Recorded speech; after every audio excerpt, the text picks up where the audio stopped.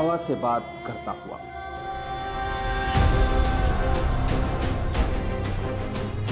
रेत के सीने को चीरता हुआ, बिजली की रफ्तार से कुछ हिंदुस्तानी सपूतों का एक छोटा सा कारनामा तारीख के पन्नों में अपनी जगह बनाने, आंखों में एक अजीम मकसद लिए अरब की जमीन करबला की तरफ रवां।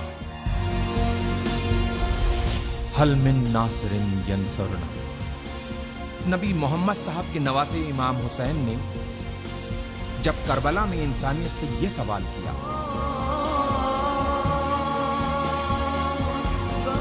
है कोई जो मेरी मदद को आए?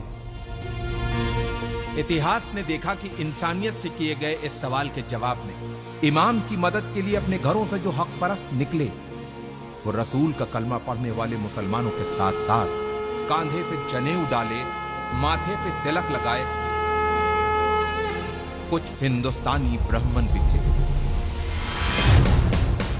ये वही वीर सपूत हैं जो मदद की शक्ल में हिंदू और मुसलमानों के बीच प्रेम की एक सुनहरी इबारत लिखने करबला जा रहे हैं।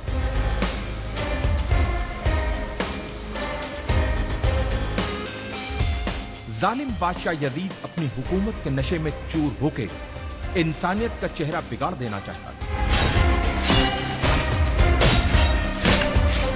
लेकिन उसे यह पता था कि जब तक नबी मोहम्मद साहब के नवासे इमाम हुसैन जिंदा हैं, तब तक वो अपनी मर्जी की नहीं कर सकता।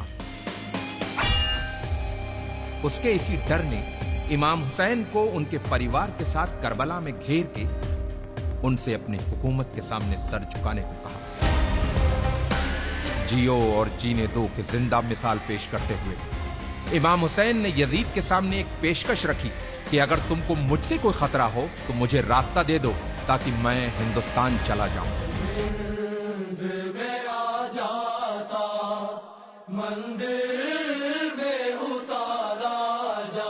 इमाम को दरियाए फरात के किनारे घेर लिया गया, उनके बच्चों और औरतों पर पानी बंद कर दिया गया।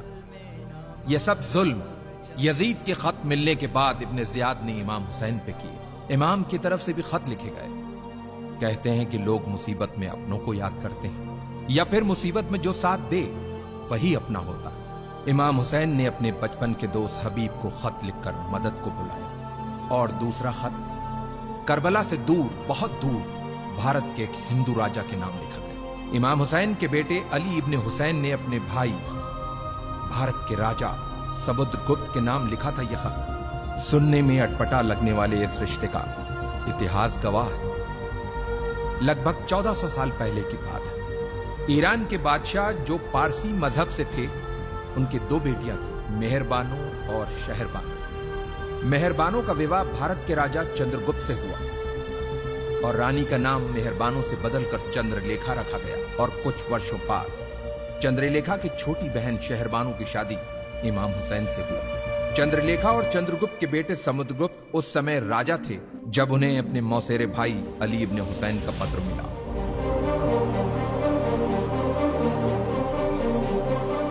राजा समुद्रगुप्त ने जल्द ही वीर सैनिकों की एक टुकड़ी तैयार करके उसे करबला की तरफ रवाना किया। इन वीर सैनिकों के सरदार का नाम रेहबदत था,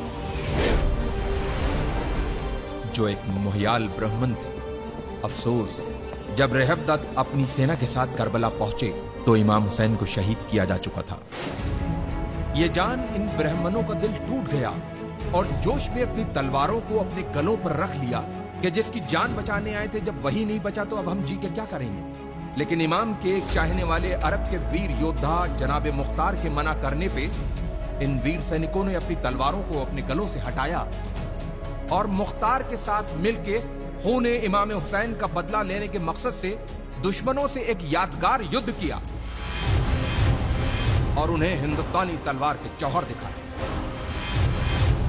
इन वीर सैनिकों ने करबला में जहां पड़ाव डाला था, उस जगह को हिंदिया कहते हैं, जो जगह आज भी उसी नाम से मौजूद है। इन ब्राह्मणों में से कुछ करबला में वीर गति को प्राप्त हुए, कुछ वहीं बस गए और कुछ अपने देश भारत चले आए।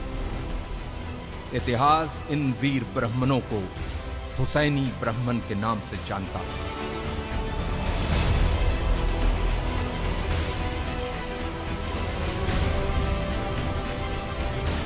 तारीख के पन्नों में दबी हिंदुस्तान और इराक की इस महान कहानी को हमारे लाखों सलाम।